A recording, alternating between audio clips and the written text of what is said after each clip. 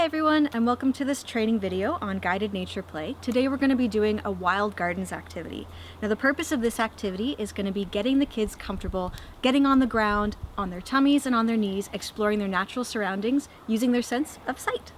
So for this activity, we're going to be creating wild gardens of our own. And to do that, we're going to need a couple of tools. So this is a garden kit, and in this kit is a long circular piece of rope and 10 flags that have tape on them, so they're colorful and you can see them. And they're all in a plastic ziplock bag. Now, along with this kit, you can also use a sighting tube or scope. This is just a toilet paper roll that the kids can use to help zone in on their senses. And we also have what we like to call third eyes or magnifying lenses, and we have some bright tape on it just so that in case it gets dropped, you can find it again. All right, let's get started. So the first thing that we need to do is use our sense of sight and find a really good example garden for our students. Every garden can look different, but the main things that you want to look for are mossy stumps, cool exposed roots, something that would stand out in kind of a flat landscape. And I actually have a neat little example here for us, and I have it covered under our cloth. So let's come in and we'll gather around and we'll reveal our garden together. So before we actually get to the construction of our garden, there's a very important garden viewing position that you're gonna have to teach your students. And it's getting right down onto your tummy or your knees. You can lay down on a towel, you can lay right down on the ground if you want. I'm laying on a sweater because it's a little bit damp here. And I have my scope and my magnifying glass. You can also use your hand if you don't have any tools. But what you're gonna wanna do is get really close to your garden with your students and explore all of the neat features that it has. So there's tons and tons of really cool stuff here. I'm actually gonna start with my scope. So using my scope and bringing my vision right into the garden nice and close, there's this really cool old man's beard here. There's actually some cool trees growing here. I see a neat stick. There's all sorts of neat things hiding in this beautiful moss. There's all sorts of different moss. You can kind of move around the garden with your students, see what you can see all of the cool features and everything that this garden has to offer. Now, once you start finding some cool things, you can then take your kit, and this is your boundary line. And what you're gonna do is you're gonna place this over your garden with your students. Your students can help you out here. I'm doing it by myself, so it's a little bit trickier. And this way, any creatures who are gonna be visiting your garden know exactly where they're going to be going.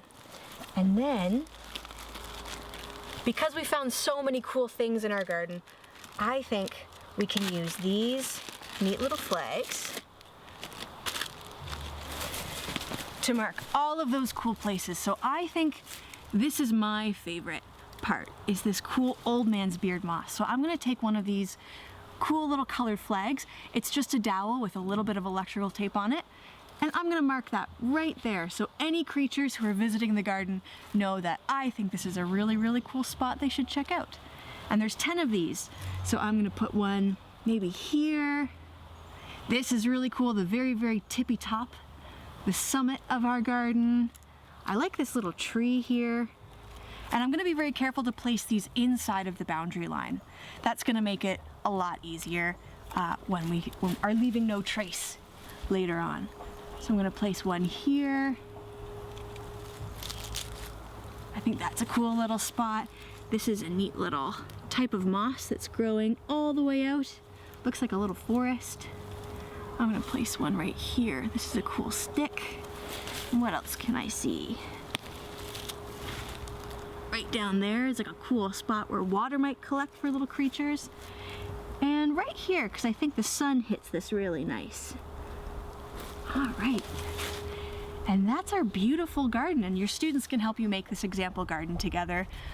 Give every second student one of their own little flags and have them work together to find their spot, just so they can have the experiences of doing it together.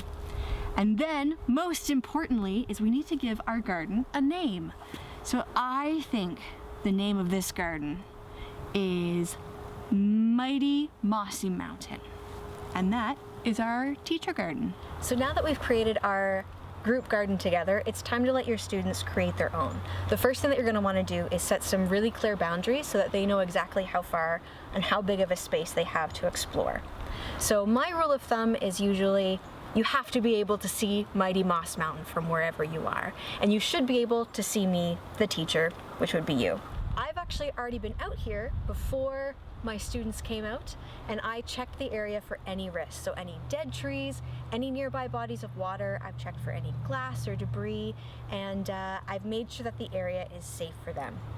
Now, you're gonna wanna make sure your students are grouped up in either groups of 2, 3, 4. I wouldn't do more than 5 though, because you wanna make sure that every child can get around the garden and have a chance to put their own flags down. And you're gonna hand each of your groups their own garden kit, and that contains your string and your 10 colored flags. Now, as a teacher, wander around as your students are making their gardens. Help them choose a garden if they're having a difficult time, help them set up their boundary string if they need some help, but mainly encourage them to get low to the ground and use their scopes to discover, and give them lots of encouragement. And also tell them to pick a good name, because we're going to be doing tours in just a little bit. So once all of the students have their garden set up, you can go and tour individually each garden. Make sure the children get a chance to talk a little bit about it, maybe point out 1 or 2 of their absolute favorite flags that they've set up, just so that everyone has a chance to speak and everyone's discoveries can be valued. Now, once the tours are done, you're going to be gathering back at your main center garden. This is one of the reasons why it's so important to have enough space around you that all the kids can come in. Now, we really strongly believe in leave no trace, but we also believe that these props should be able to be used over and over again. So we have a very special way of cleaning them up. Now, the first thing that you're going to want to do is get the 10 flags up, because if you were to lift this boundary up first, suddenly those flags become a lot trickier to see, and they can be left behind. So with your kids, you're going to be taking each flag out and counting to 10 out loud so that you know you have 10 before you lift the boundary up. 1, 2, 3, 4, 5, 6, 7, 8, 9, 10. And once you have all 10 flags, you're going to put them directly back into your bag. Do this with your kids at first with your example garden so that it's really, really clear what your expectations are. Now, you can take your rope and place it together, and you can just either wound it around the flags. I kind of find it easier just to go right around the finger.